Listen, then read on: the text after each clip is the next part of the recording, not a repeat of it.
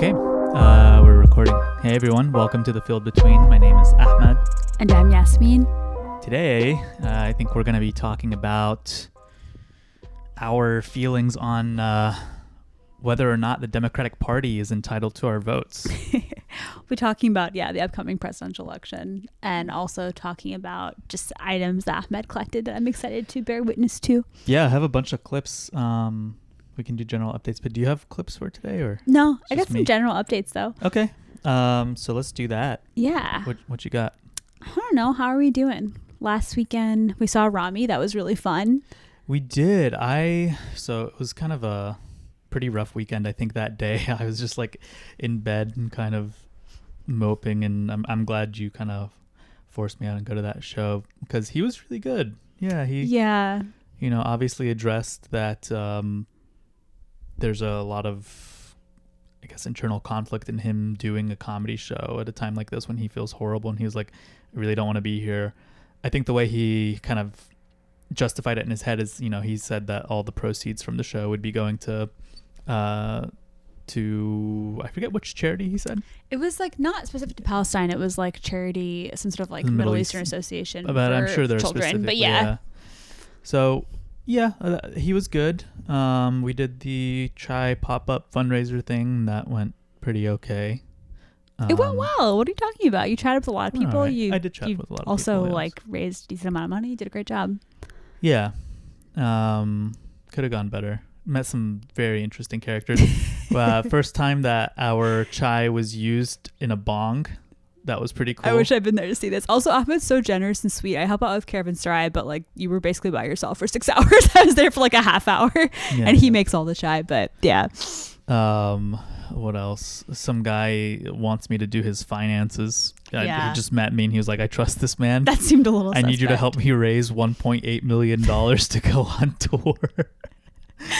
I think it's interesting. Like we're both outgoing in different ways, but you're very good at interfacing with just like kind of random people off the street, which I would say is, I don't think I'm bad at it, but it's not something I actively seek out. Like I'm likely to like network with strangers that like, I don't know. I'm good at like power mapping or thinking about like connections between organizations, but you're particularly good at just talking to people. Yeah, and it's either going to lead to our financial success or ruin.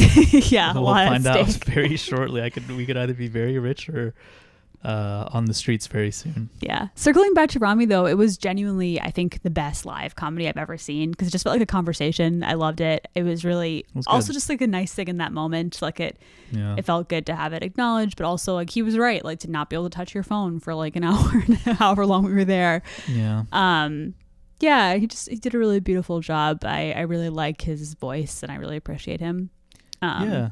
He was so close to getting chai. He messaged our friend who reposted the thing. We tagged him and we were like, oh, yo, come through. It'd be cool. And I think he had seen it. So he was at least aware of the chai pop-up that we were doing.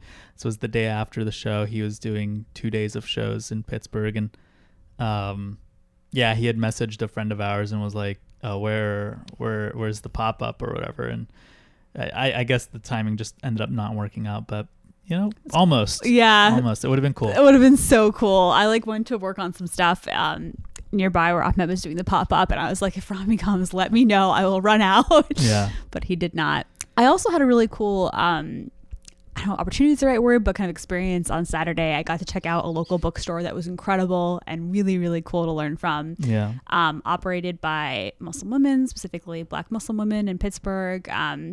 I think it's probably okay to use the name of the shop because it's a really cool place that people should. You can say the name of the shop, just don't say the name of individuals. Yeah, I always say people's names. I'm like, my friend. And then Ahmed has to edit it out and post, so I won't say anyone's name. But the store is called Few of a Kind. If you're in Bloomfield, it's right there in the heart of Bloomfield. And it was just so cool and inspiring. All of the proceeds that they, from all of the kind of stuff they sell in the store, which is mostly books, a really impressive array of Islamic studies books. I bought a bunch of research books, excellent quality, really cool scholarship, and also some jewelry and other stuff. But all of their proceeds go to a women's shelter that they operate right outside of the city. One of the older women who has been behind the store for years, just such incredible knowledge of the history of Muslims in Pittsburgh. So cool to learn from her. She wrote this little pamphlet that a lot of academics have cited. It was just a really cool experience and really heartening to see that kind of really local organizing happening, and to know that it's been happening for a long time. Yeah, and we said we'd make chai for them too. Yeah, it was actually really funny because like I was like trying to like think about ways that we could intersect, and they were finding lots of ways that they could help me out, which is super sweet. Like I met 2 people through them who will be speaking at my class next semester, and I was like, oh, do you want me to like do a lecture? Like, but I just feel like they already have like my basic lecture of like history of Muslims in the US. Like, I mean, this woman like wrote like a pamphlet before I was born that has been cited by lots of academics. And I was like not really helpful. And finally they were like, oh, we're having a poetry event. And I was like, my husband can make chai. And they were like, that would be really helpful. I was like, great. I signed him up. We went to a jazz show.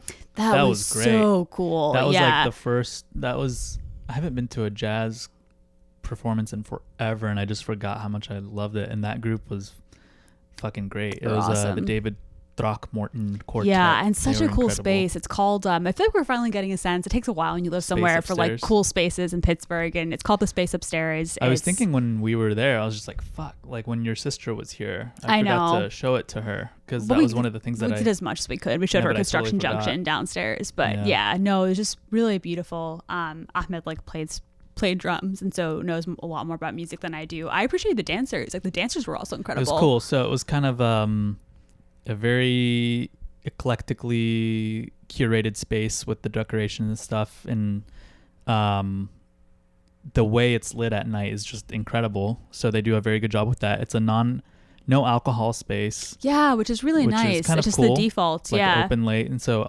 every second Saturday they do some sort of performance. This one happened to be this jazz quartet, and it's accompanied by the kind of resident dancers there who are like performance. Yeah, so I think that it's called like the Pillow Project or something. Is the dance company that the couple who operates the space runs. They were just doing improv dance to each of the numbers. I cared more about the jazz, and because I was just like really honed in on that. I didn't even really pay attention to the dancing all that much, but when I did, I was like, oh, this is interesting also. But yeah, those guys were just great. Yeah, the dancing was cool. They were so in sync with the music. They were so improvising, but clearly, I mean, I don't know about dance, but clearly had like a language of moves, and each of the dancers had such a particular style. It was really fun to see. Yeah, that was cool. Yeah, I would definitely go to that every month that were free. It was We're also making chai for them. Yes. So getting around with the chai scene, which is good. Chai happening soon. Yeah, I was exhausted, but I'm so glad that we went. It was really worth it.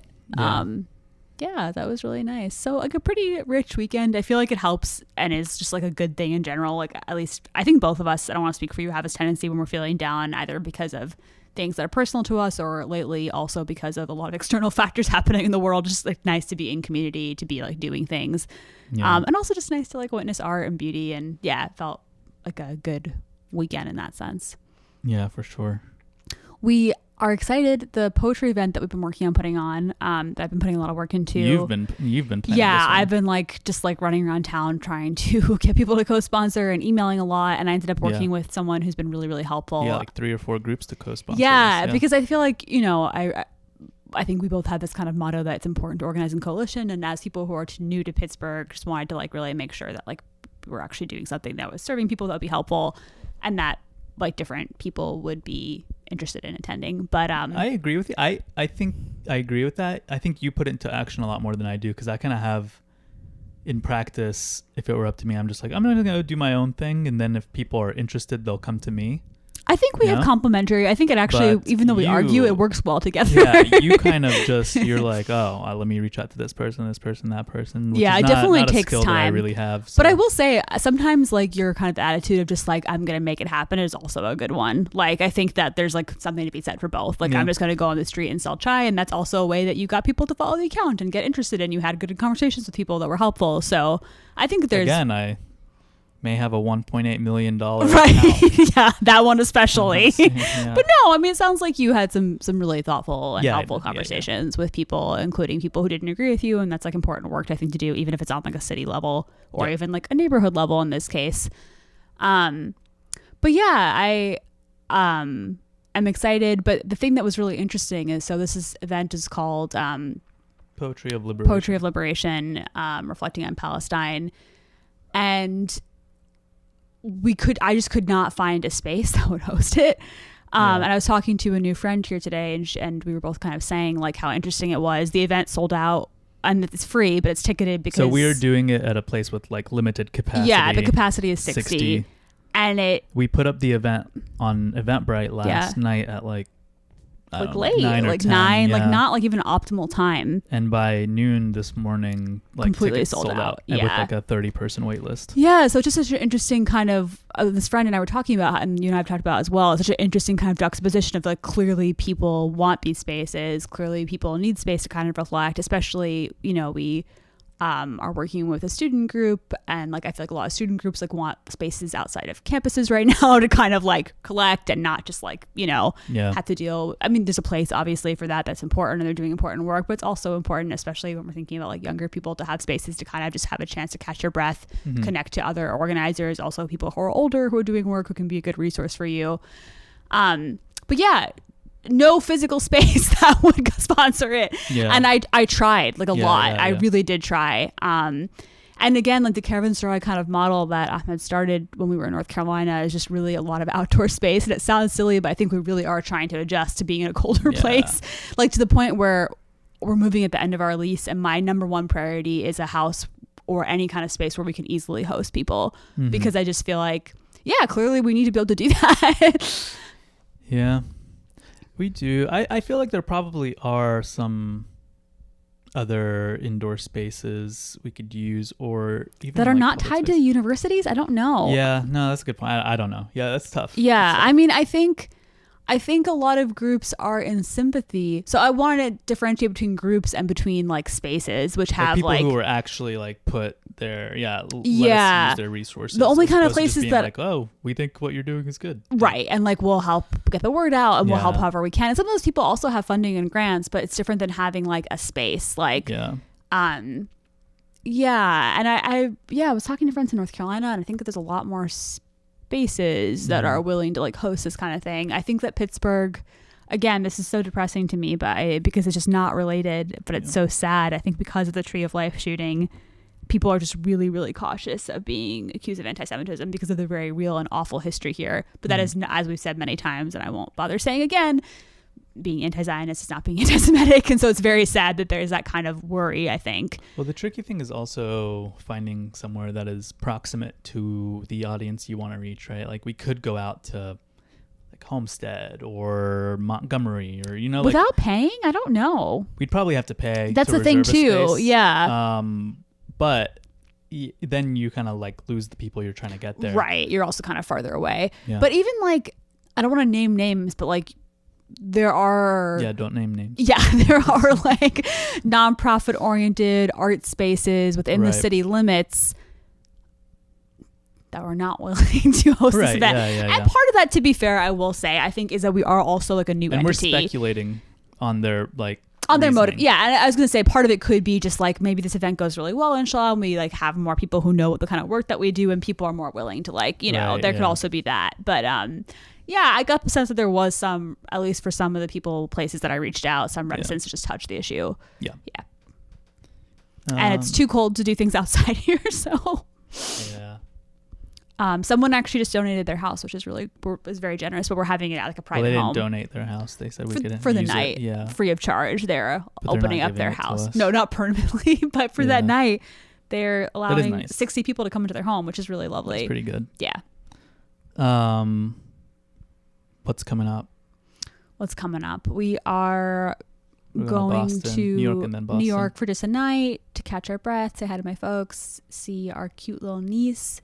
And then we're going to Boston to see our other cute nephew and niece and hang with your family for a couple days for Thanksgiving. Yes, sir. Yeah, we'll be there Tuesday through Saturday, I think. Yep. And then, so it'll be like a nice long trip. Yeah. And then we're headed back here next Sunday. And then when we get back, it's such a busy week because that Sunday I signed you up to make chai for a poetry event. That Wednesday there's an action at CMU that I want to go support. And then that Thursday is our event. So nice stacked week when we get back. Yeah. I'm also looking forward to like a break because it's gonna be a lot of milk. Yeah, it's gonna be a lot of milk, is right.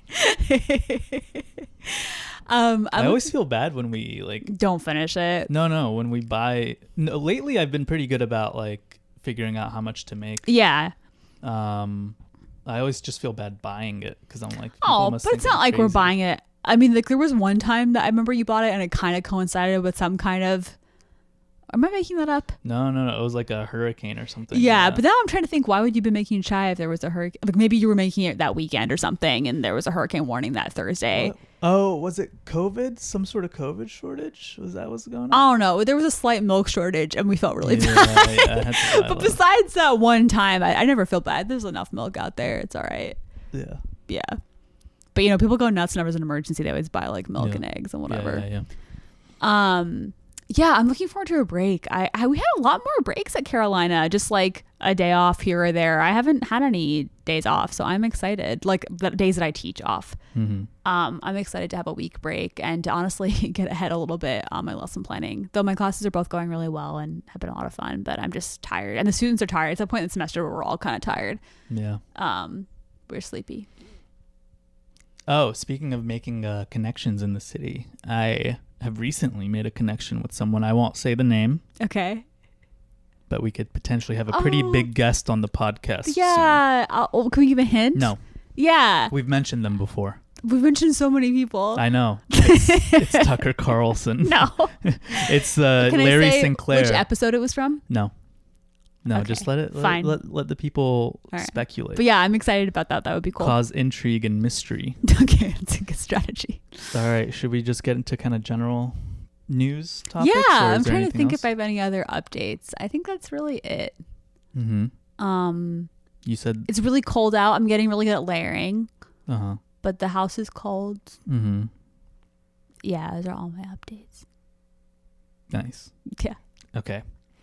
So I've got some items for you before we get into to our main discussion here. The first one, a couple of them happened today, so this is like hot off the press. But wow, a lot of what I'm about to play is going to be kind of somewhat depressing, but this is something that is incredible that had me cracking up. And I was just like, this is one of the best things to happen recently. Bold claim. There was a Senate committee hearing on kind of just economic matters. I'm not really sure exactly which committee, but it was the one that Bernie Sanders chairs. And there's what's his name? It's a senator from Oklahoma named Mark Wayne Mullen. Okay. Mark Wayne is his first name, so it's two names in one. I've never heard of someone with a hyphenated first name with Wayne in it. Yeah. Mark Wayne. And maybe it's not even hyphenated, but questioning Teamsters president Sean O'Brien, and it just goes off the fucking rails. It's incredible. Okay, I'm excited to watch. Wait, lean it towards me when you're ready. So much. What was your question, actually? You said I made a lot of statements. No, but what's your question? Oh, hold on, wait. I'm playing this out of order. I meant to play. Sorry. There are two clips that I have to play from this. It was like a 6-minute exchange, and okay. I have two clips from it because it was so good. Back and forth. I appreciate your demeanor today. It's quite different. But after you left here, you got pretty excited about the keyboard. In fact, you tweeted at me 1, 2. This is the Teamsters 3, guy? 4, No, that's the senator. 5 times. And let me read what the last one said. It said, greedy CEO who pretends like he's self-made.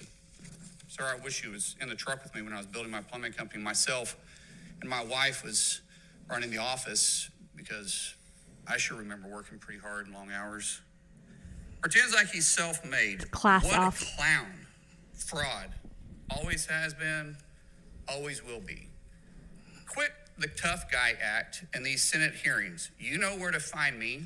Any place, anytime, cowboy. Any place, anytime, cowboy. I've been saying that to myself all day since like exactly. Wait, so that's what the Teamsters guy tweeted at him. Okay. Yeah, that's what Sean O'Brien tweeted at him. And I love the sir, I wish you were in the truck with me. It sounds like you don't watch sports, but you know the whole like Kobe, you wasn't in the gym with me at 3 a.m, whatever. Nah. That's kind of has those vibes. Anyway. Okay. Cowboy. Sir, this is a time, this is a place. If you want to run your mouth, we can be two consenting adults. We can finish it here. Okay, that's fine. Perfect. You want to do it now? I'd love to do it right now. Well, stand your butt up then. You stand your butt up. Oh, hold on. Big guy. Oh, stop it. Is that your solution every Hold point? it. No, sit down. Sit down. Okay. You're a United States Senator. Sit down. Is that Bernie Sanders? Yeah. Can I respond? Hold it. If we can, no, I have the mic. said. I'm sorry. This is Hold what it. he said. You'll have your time. Okay. Can I respond? Oh, no, you can't. This is a hearing. And God knows the American people have enough contempt for Congress. Let's not I don't make like it worse. thugs and bullies. And that's you the- have I don't the like mic. you because you Hold just it. described yourself. Hold it. You have the mic. You have time. He's playing All right, like just say- grandpa who's listen, arbitrating. I just fucking love that. They're just like going at it like two like they're about to kids. physically But face off. The Sean O'Brien's kind of like thick Boston accent makes it so much better. He's like, "You stand your butt up," Yeah. and he's just like, you could tell Sean O'Brien is just like trolling this guy. Like Yeah, Mark Wade getting is just him like amped got up. some sort of complex and just getting real angry at how much Sean O'Brien is just like straight up disrespecting him. Yeah, I just fucking love it. I just love right here, right now, or whatever the cowboy line is, or whatever. Yeah. All right, so this is the second clip. He rambles so much. What was your question, actually? You said I made a lot of statements. No, but what's your question? I don't understand your question. Could you repeat it? You said anytime, any place. What's your question? Accept the challenge. What challenge? You said anytime, any place. I'm accepting yours, so why don't you come What back? challenge? What challenge are you talking April 30th. How about we do it for a charity at the Smoking Guns in Tulsa, Oklahoma? No, we're not going to be what was the talking about challenge? physical confrontations here. You want to fight me? What'd you say by anytime, any place? Let's have coffee. Discuss our differences. That's what you said. Yeah, that's right. Exactly. All right, well, let's sit down and have coffee. Let's do I'd love it. to. All right. I'd love to. But It's funny how you're backing Okay. out. I don't back on anything. You did. You're the one. You're a 100. God, this is You're the most embarrassing. influential people in this country making changes. Senator You're Hassan- focused on. Okay. You're Thank focused you. on Why did debate you- that's not Why- even relevant. Keep texting You're an me and they embarrassment. went You're silent. an embarrassment. They went silence after You're an embarrassment to the state of This Oklahoma. hearing is about the condition of the working class in America. That's why we're talking. You're the biggest thug here. You brought him in. All right, You're the biggest thug. Even your I don't know colleagues call you. why a you do joke. what you're doing, Senator Hassan. Thank you very much, Mr. Senator Chair. Hassan, you're gonna Senator push- Mullen, please yield. I've been recognized No, by the chair. Oh my gosh. Just absolutely incredible. I Such fucking love that. chaos. That was so good. So annoying though, these kind of like hyper masculine antics. I- So silly. You need that every once in a while. It's just like how in like is it British or Australian Parliament? Like sometimes they'll just like start throwing British fists at each Parliament, other. I think. I was Yeah, like, I've we seen just those need clips. more of that. I don't know about That's that. fucking I like awesome. hearing Bernie just being like, "What are you guys doing?" I know. Still mad at Bernie, but it was hilarious. I that he still had to appreciate mediate Bernie, that. but yeah, he could be doing a lot But this better on goes calling on for a for, like- ceasefire. Yeah, anyone who's I just like anyone should go watch the entire exchange because again, it just Sean O'Brien is just like trolling this guy for like 6 minutes straight, and it's fucking hilarious. And he's like so taking and the I bait. love that he's just like, let's do it. He's trying to challenge him to like a cage fight Yeah. match, and Sean O'Brien's just like, I was talking about getting coffee. You thought you wanted to fight me? A United States senator wanted to fight the Teamsters president? Like what? What? Incredible stuff.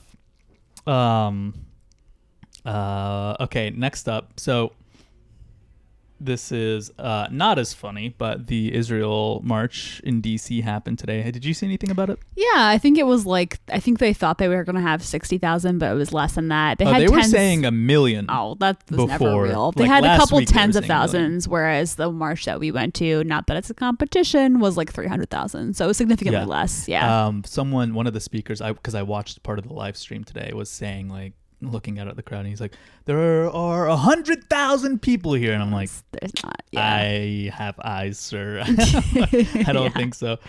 Yeah. No, I think I heard that it was even short of the 60,000 that some organizers were hoping for. But yeah. And let's see, Chuck Schumer spoke at that. A couple of high-ranking Democrats, and then one of the more Speaker of the egregious House. things that I saw was people chanting "No ceasefire" outside of the White House, which is so yeah, so depressing. let's get into that. Yeah. That's kind of the clip that I have for you is Mark Johnson, who was the newly elected speaker, Mm-hmm. talking at the rally. He's a Christian Zionist, I think. He's like gone to Israel and has pretty strong actually. So what you'll find again, like I watched the live stream, and a couple of these Democrats who spoke, and politicians, I don't know if they were all Democrats. I don't have good recognition for all of them, but Chuck Schumer at least was just like, as soon as it happened, I went straight to Israel to talk to everyone. Like a lot of them were just like, oh, I went straight to Israel to show my support and stuff, and I'm like, quick note on Christian Zionism, not for Chuck Schumer, but for the new Speaker of the House. What's his name? I keep on forgetting Mark Johnson. Yeah, I was listening to a little, forget what, I think he might have been the Daily, like a little bit of background on him. And so I don't know if he exactly follows this ideology, but just for those who are not familiar, there is like a really strong strand of Christian Zionists who support Israel because they believe that when the end times come, like that it has to be that there are Jews in Israel. And so it's a really weird thing where they don't believe that non-Christians will be saved, which is not exclusive to, there are people of various faiths who have that kind of interpretation that only they will be uniquely saved. But it's like basically they will go to heaven and like the people who are currently in Israel just so that Jesus can come back will like all be turned to damnation. It's like very odd theology to be supporting real world politics. Yeah. Also, he has a no nut pact with his son. Did you hear about that? No. Yeah. Just like they don't masturbate or? Something about, I'll have to look it up, but something about they have this like thing installed on their browser. It's like an add-on. Yeah. Where like it will alert the other one if you're looking at something bad. So if you're looking, supposedly if you're like looking at porn or something. Yeah. Quite a few of the evangelicals that I follow like support and like use that kind of technology. Yeah. Cool. Let's listen to the clip. All right. So this is him speaking at the rally today. Ceasefire are outrageous.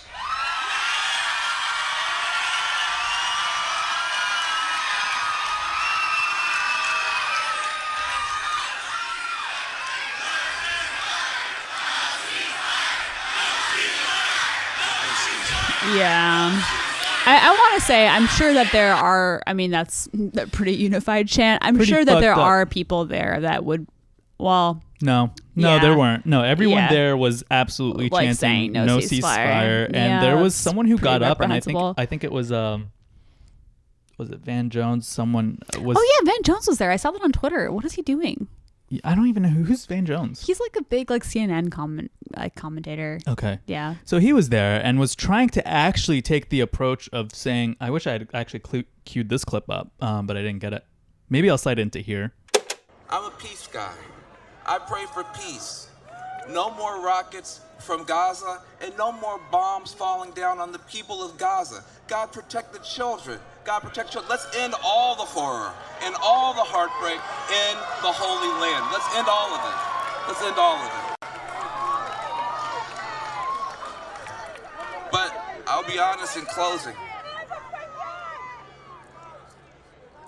When I think about what's happening over there, I don't feel powerful to do something about what's happening over there. What I do feel powerful is to maybe do something about what's happening here. Let's take a stand here against anti-Jewish bigotry. Let's take a stand against Muslims. Let's take a stand here against hatred. Let's take a stand here against hatred of all kinds. I'll just describe it. But he was trying to take a relatively mediated line of saying like suffering is bad on both sides. We should try to limit the suffering across all whatever casualties. Yeah. And people during that started chanting no ceasefire. No ceasefire. So like creepy. People were angry that he was going down that line. Yeah, and that's creepy. So you have kind of a mob here that is just like I don't know how you could, without projecting out and kind of seeing yourself and be like, am I shouting for like the extermination of people? Like, am I supporting, like I just don't know how you can do that, and how it's not really being reported as such. You know what I'm saying? Like, It is partially. I mean, I read about that clip, for example. oh, from where? The Times. Really? They Yeah. were like that. They were chanting no ceasefire. Yeah. Oh, It had a lot of other more favorable things in there, but that was included. Yeah. I'm talking about like that should be a headline. I mean, it was definitely something that was reported on in Yeah, mainstream yeah. media, but I hear you that like the framing that we see it with is probably not being given in mainstream Like media. how much like column space and ink has been given to from the river to the sea is Totally. like a, you know, no, like completely. You're so right. Yeah. Yeah. As opposed to, and that's such a good point, because the kind of like limits of speech in support of Palestine versus the kind of like, I've even heard people saying like raise them to the ground, like politicians. Oh and, yeah, politicians saying like we should really turn it into a parking outright lot. violent language. What Brian Mast, who Who's that? he's like I forget what state he's from, but he's a representative who served in the IDF You're as so well. much better at keeping track of like He's not state even people. I don't he's remember not even anyone. he's not Israeli, and I don't think he's Jewish. He just Just decided loved to- the IDF so much that he decided to go. Wait, seriously? And He I'm was just pretty like, sure I'm a fan. I think. He What? was just Wait, like, are I'm a you fan. allowed to like serve in someone else's military? That's so strange. Seems weird, right? Yeah, that's even allowed is odd. Yeah. Yeah.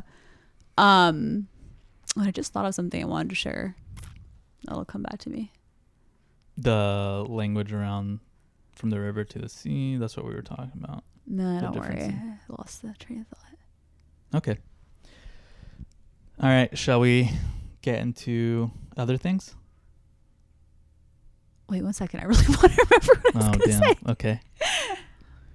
All right. We'll put some music here. From the river. Come on, My come on. brain's Yeah. not working. I taught today. From the river to the sea. I don't remember. Narratives. All right, it's okay. Don't worry. You sure? Yeah. All right. So now I have a roundup of just Israeli state propaganda. Have you looked at the IDF's Instagram? Not in a long time, Okay, yeah, I did that the other night. It was scary. Yeah. I'm sure. Yeah. Do you want to talk about it? After this, I'll Okay. yeah, I will. Yeah. All right. So again, it would be hilarious if it wasn't so craven, just how fucking bad and how indicative it is of a lack of respect for whoever sees it and for their intelligence, you know, like undermining their intelligence.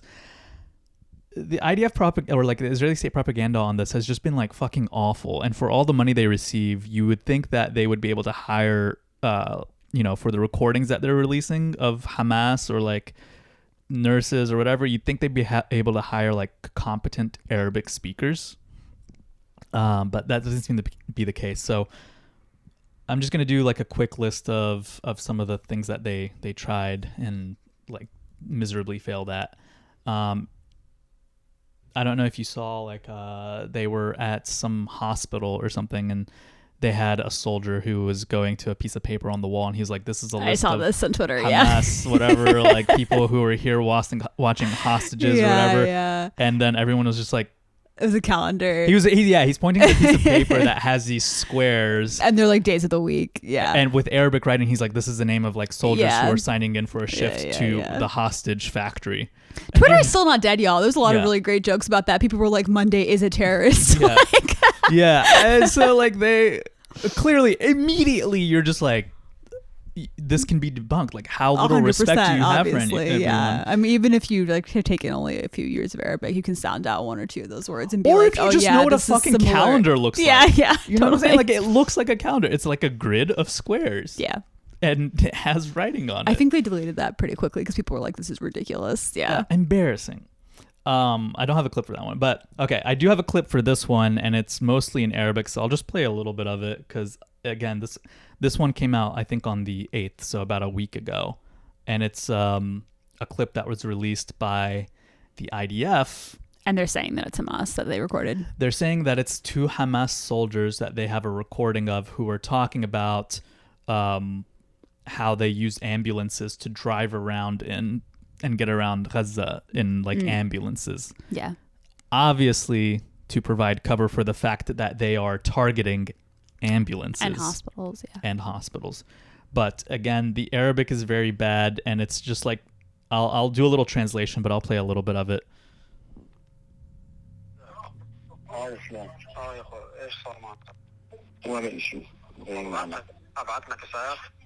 لا يا اخوان الشفاف ده اطلع معايا اسعاف يا عم الشفاف يجيك ياخدك نازلك على الضباط يا عم ما انا في سفاره بتطلع وتنزل قادر اطلع مع اي اسعاف بس مش فاهم الفكره واذا مش قادر اتحرك السياره وفيش عندك اسعاف تكلمني على البدر لا يا راجل. Okay, so it's pretty much just like terrorist. It's terrorist 1 and terrorist 2, being like, "Can I get you an ambulance?" And he's like, "No, I can get whatever ambulance I want. I have so many ambulances." He's like, "Are you sure you need to be able to go out?" And he's like, "No, I'm always riding around in the ambulance. I love to do terrorism in the ambulance." And he's like, "Are you sure? Because like, just call me anytime and I can get you an ambulance." Like, "La, ya ragel." And he's just like, "No, I have." And it's just like, who? This is an insane conversation. Right? No one speaks in this kind of way. Yeah. Yeah. Okay. So another big stupid like miss on their end. And then this one came out a couple days ago. It is I think this came out before or after they bombed the Al-Shifa hospital. Gosh, that was so. So this was supposedly a nurse who worked at Al-Shifa. I can't believe I'm doing this, but the world has to know what Hamas is making here. They're taking over the entire hospital. They're taking over the fuel, the medicine. I have nothing to treat with. I had to fix a fracture for a 5-year-old boy without morphine because Hamas took it to themselves. Ya Allah. Please. This is pretty effective propaganda. Goddamn. If you hear me, please leave. Run away. Don't stay. Wait, where did you see this clip? Please. يا عالم يا ناس اطلعوا من هون اطلعوا من الشفاء يا الله. Okay, I'm surprised to hear you say that because that is not effective at all. That's I mean, like, I think it might be for someone who doesn't have any kind of background for sure. I mean, I don't know. Like, I don't even think you have to be an Arabic speaker to be like, that does not sound like, like. I think you like, do. It doesn't sound like an Arab accent. I agree with you, but I think that if you don't have any familiarity. I've heard a lot of people who are just like immediately they picked up on it. Like, it has like that kind of Israeli sort of accent. And you're 100% right, but I think that like for an American audience, there'd be no way to tell.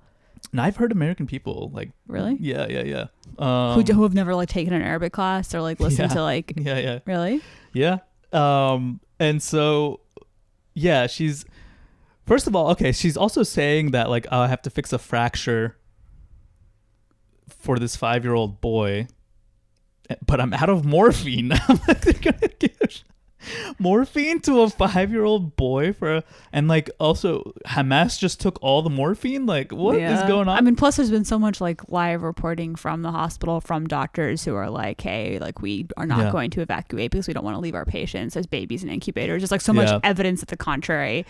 People were joking that she must have gone to the Gal Gadot School of Acting. But do you want to know the Twitter note on this? Sure.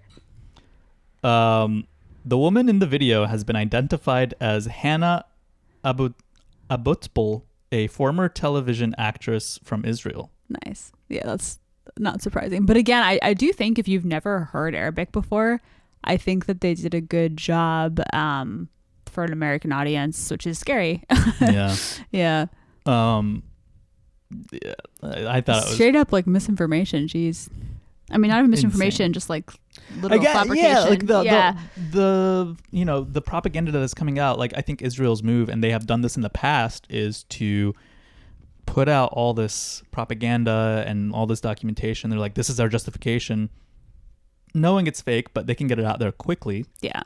And then it's up to the international community to like go through the long process of verifying it. But by the time they verify whether it's fake or whatever, people have moved on. Yeah. Either people have moved on or Israel's like committed all the atrocities it's going to, right? I mean, even this idea that there were somehow tunnels underneath Al-Shifa Hospital, or that there were Hamas militants, we haven't, and I doubt we'll see any documented evidence. But unfortunately, by the time that we have that conversation, I think that most people in the hospital have died. So yeah, it reminds me a lot, for sure, of the Iraq weapons of mass destruction kind of. No, exactly. Yeah. The irony here is that, Iraq weapons of mass destruction, but like then also in Iraq previously, like with Kuwait, like they were saying like, oh, they're killing babies in incubators, but the people who are doing that this time is Israel. Mm-hmm. Next up on the propaganda roundup is, have you heard about the fentanyl rockets? No. Yeah, this was a story on Breitbart that I'm sure the Israeli government was happy to use to spread its misinformation, but the MDA, which is, according to Breitbart, Israel's version of the Red Cross, sent an alert to staffers to tell them that the authorities had warned the MDA to prepare for the possibility that terror organizations might cause mass casualty events using opioids from the fentanyl class of compounds. And so originally when this was reported, it was reported as they were going to, essentially like weaponize fentanyl in the rockets and like have a fentanyl bomb. Fentanyl is what you take. I know it's being abused currently, but it's also what you take like if you're trying to wean off of harder stuff, right? I don't know. Okay. But fentanyl is a drug. Obviously it's a drug, but like it's also being used here as kind of a propaganda tactic by cops to be able to increase their search and seizure powers, and also to I'm trying to think of like, it's like with like cocaine or crack or weed or whatever, like anything that's been made illicit, they're trying to say like fentanyl's everywhere and like all these bad people are bringing it into the country, and even if you like touch it, there was like the period of time when like police departments were releasing these videos of cops who allegedly touched fentanyl and they were just like seizing on the ground, you know what I'm saying? Yeah. And it's clearly fake. Like you don't I think I'm wrong about the replacement thing, by the way. Are you thinking about just methadone? Yes, that's what I'm thinking of. Thank you. A methadone clinic. Yeah. It's just a synthetic opioid that is 50 to 100 times more potent than heroin or morphine. Yeah. I should know that. Yeah. Fentanyl is like pretty bad shit, and it kind of it is one of those like really addictive substances. It sounds like it's cheaper. Yeah. That's an interesting intersection, I think, between like war on drugs and like war on terror. So like, I do think mixing your metaphors a little bit, maybe. Yeah, well, I think the fentanyl rockets was specifically devised to appeal to like people here who are very pro cop, and they're like, oh my god, the fentanyl's there too, and they're gonna put it in a rocket. It just like some of the crossovers get really creative. This reminds me, I think I've mentioned this before, but like during Trump's presidency, there was language about prayer rugs being left on like the Mexican border, like the idea that somehow a lot of Muslim migrants were trying to get into the US, which like I don't think was factually true at all. It was just like a mix of like General Brown ideas, and then people were joking, they were like, were they carpets, were there prayer rugs? Like, is this like a interesting? Yeah the Muslim hordes at the border. Exactly. Yeah. Okay, so the last clip that I have for you on the Israeli propaganda is the president of Israel saying that they found an Arabic copy of Mein Kampf in a children's living room, whatever the fuck that is. Of people supporting by their demonstrations, supporting Hamas. I want to show you something exclusive, Laura. So this is Adolf Hitler's book, translated to Arabic, Mein Kampf. It's the book that led to the Holocaust and the book that led to World War II. This is the book that led to his victory in elections in Germany, which led to the worst atrocity of humankind, which the British fought against. Well, this book was found just a few days ago in northern Gaza in a children's living room, which was turned into a military operation base of Hamas, on the body of one of the terrorists and murderers of Hamas. And he even he wrote notes, he he marked and learned again and again Adolf Hitler's ideology of hating the Jews, of killing the Jews, of burning the Jews, of slaughtering the Jews. This is the real warrior act. So all those who demonstrated yesterday, I'm not saying that all of them support Hitler, but all I'm saying is by omitting to understand what Hamas ideology. Yeah, I mean, this has been pointed out on Twitter, but the book is like immaculate. It's like, in pristine condition. We pulled this from the rubble. Like, there's like nothing on it. It looks entirely new. And again, like, what the fuck is a children's living room? Like, why would you mention that? I don't know what he meant. Unless, again, like these propaganda narratives, like they are meant to provide cover for the things that the Israeli state is now losing credibility for in on kind of the world stage, because a lot of people are just like, you cannot murder 6,000 children and still like appeal to people's morality. Like, there's no way. And so I think they are realizing that they are kind of losing the public or the global sentiment, except for crazy people in the US and Europe. And so they devised this strategy of saying, like, we found Mein Kampf in a children's living room to implicate the children in the war and say, like, the children hate us too. And so therefore that's why we have to kill them. I mean, this is not at all to legitimize his position, because it's a bizarre thing to say, and the book clearly looks new, but I don't just genuinely don't know what he meant. Did he mean maybe that it like used to be a children's living room? I mean, first of all, I don't even know what that means, but like, was it a playroom that then Hamas took over? I have no idea what he's saying. Yeah, it's so unclear, but like he must have specifically mentioned that for a reason to try and like implicate kids. Yeah, I don't know. Yeah, I have no idea. And again, it's like a pristine or copy just to of kind Mein of like Kampf. draw some kind of like random connection or tenuous connection between children. And I think I have the no same idea. way that they're like, oh, these guys are driving around in ambulances. Yeah. They're building tunnels under the hospitals. But what child is the able children's to read living Mein rooms Kampf? have Mein Kampf? Yeah, I don't know. So It's like very everything strange. from hospitals to children, Right, are like implicated in this because their plan is to just eradicate as many people as possible, right? Yeah. Like it's no longer an ethnic cleansing situation because Egypt is not going to open the border. It is. A few people have crossed into Egypt, right? But not many. Egypt is not going to open the border. Didn't some people cross? I don't know, but it's not going to be everyone. Yeah, no, absolutely. It's not even going to be many people that don't want to deal with the refugee crisis. And also people are afraid that if they leave, they will not come Unless, maybe, I don't know if the IMF and Egypt like are going to work out some deal to forgive a bunch of debt if they let these refugees in. I'm not really sure because Egypt's economic situation is not good. I remember now. It was just foreign passport holders that were able to leave through Egypt, so they had to have like some other kind of citizenship. Yeah, so probably Americans and Europeans. Yeah. Who are also Palestinian, but who have other passports. So we'll see. Like, I don't think Sisi's going to open the border to Palestinians. No, unless, I think he doesn't want to deal with the refugee crisis, and also people probably know that they won't be able to come back. So yeah, they are negotiating, I think, a lot of their debt with the IMF currently, and again, like, I don't know, maybe they'll do something like we'll forgive like $5 billion worth of debt, and then also give you an additional couple billion if we to support these refugees. Yeah. Who knows? Yeah. But anyway, so that was it for the propaganda roundup.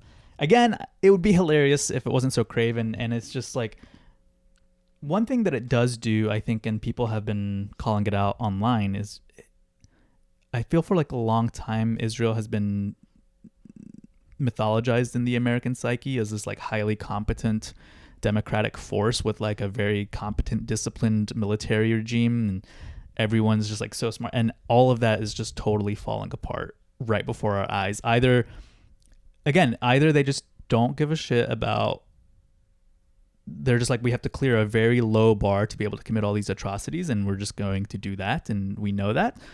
Or their entire, like, everything is just like a facade. Like, they don't know how to keep their people safe, and they also are clearly quite bad at military operations and quite bad at propaganda, right? Like, the only thing that they know how to do is kill civilians. They're good at propaganda. I mean, they're good at it's not a positive thing, but they're not good at this kind of propaganda, I guess. I don't know. Like, this is, again, I don't think it's really fooling anyone. with some of these like voice actors and stuff. Like this is just like a little bit of like I could have collected like 10 more for clips. Sure. And also the other thing I saw is just like the Iron Dome defense rockets. Like they're just doing U-turns back into Israel. Yeah. I think it's kind of also a reminder that like the nature of these like huge military complexes that we pump so many billions of dollars into, whether it's the American military complex or the Israeli military complex, which are, you know, clearly very intertwined, they're not precise. No, and all these jets, even in the U.S., like there are people who know all the weapons systems and stuff a lot better than I do, but like there are all these jets that we spend like billions of dollars developing and then like spend hundreds of millions of dollars on each one and they like suck. Or and the like, helicopters even that crash. Thinking about like kind of the drone strikes that were used in Afghanistan, like a lot of civilians always died. I mean, they're not targeted. They're not designed to be taking out people like in a movie. It's like very much just an instrument of like mass death. Yeah. But not even, you know, yeah. Yeah. That's what I got. What were you gonna? It's a good roundup. The ambulance one was particularly funny. I have so many ambulances. I kind of mentioned this in passing, but this woman that was killed by Hamas is super sad that it kind of came out and was confirmed that she died. And a good reminder that like all innocent life is life that is taken, that is a tragedy, but also that like people die in war and it's never a good thing. Yeah. Her name was Vivian Silver. Yeah, I saw I think it's okay if I quote this guy. He's just someone who's big on Twitter. His name is Assad. I just liked what he had to say about this. He said, Vivian's murder would have been tragic even if she weren't a peace activist. Her fundamental humanity is enough, but her loss is felt so deeply because she was precisely the exemplar our world needs in this moment. May her memory be a blessing. Yeah. She embodied a level of empathy I've only read about in stories of ancient prophets. Just like really lovely testament. I like the way he framed that. And I think, again, like a constant reminder for nuance and for not losing our ability to empathize. Yeah, I think that's true. And I've also heard, in addition to her, there have been other people who were, you know, Israeli activists for Palestine who were killed by Hamas in the attack. Yeah. One in particular, their like brother did an interview and was just like, don't use my brother's death to justify this violence. Which is so courageous. Very courageous. Yeah. And then there's another group, this is not with the recent attack, but I think back in 2006 or 7, there was an Israeli father who lost his daughter in an attack by Hamas, I think. And since then, he's been working in like a parents group of both Palestinians and Israelis who've lost children in the conflict. And again, like they still find the strength and courage to say what Israel's doing is wrong and it makes Israelis unsafe. Right. And it's kind of like two wrongs don't the fact that wrong was done to us doesn't mean that these wrongs are I mean this man's like living like his young like 6 or 7 year old daughter died and he's just like, we can't continue to brutalize Palestinians. And so like there are going to be a lot of people who hear about these deaths and be like, look, these savages killed even the person who was trying like a benevolent sort of like. And I think it's fair to have that moment of like that it was really awful that happened, but then also to not stop there. But even the people who are most affected by it, like the relatives or like the father of a dead girl, like immediately are just like, I'm devastated, but you cannot tarnish the memory of my loved one by using it to justify, you know, unmitigated violence against an entire population. Absolutely. Yeah. Okay. Anything else to add? No, that's it. All right. So we are supposed to talk about, maybe we should do this in another episode. Have we been talking for this long? We've been talking for almost an hour. That's impressive. Look at us. Shit. Just chatting. So maybe my thing is short. Is yours long? Because I have a really short explanation. I was gonna put together a series of clips, but I didn't do that. So we can maybe, because I feel like it's the topic personally. Sorry, my groan is not for you. Just to clarify, just because the topic I feel like makes me feel like anxious because I don't know what I want. All right, let's. So I don't mind keeping the conversation shorter if you're okay with that. I can maybe we'll do. Okay, how about our 5 listeners? Let us know if you want another episode. We have more than 5 listeners. Don't discredit us like that. I mean, well, I assume that we'll talk about this closer to the election also, honestly. Yeah? Yeah, Okay. yeah. So I that's a good think I'm idea. sure it'll come up again. All right. Bye. Bye.